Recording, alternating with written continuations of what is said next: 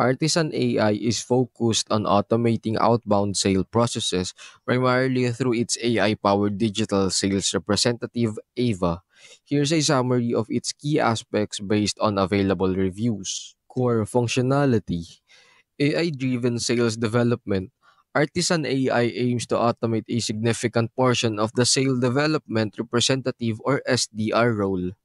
This includes tasks like lead generation, data enrichment, and personalized outreach. AVA is designed to handle tasks such as creating target customer personas, prospecting leads, crafting and sending personalized email sequences, and booking meetings. Automation and efficiency.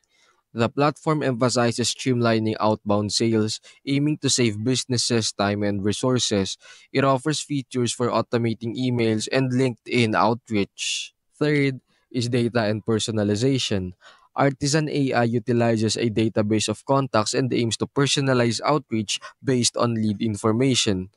It also offers data enrichment to enhance lead profiles. Here are some key considerations. First, pricing. Artisan AI's pricing is often cited as a significant factor. It tends to be on the higher end, and pricing information is often obtained by requesting it directly from the company. This can be a barrier for smaller businesses. Second and last key considerations is AI effectiveness. User reviews indicate that the quality of AI generated content vary.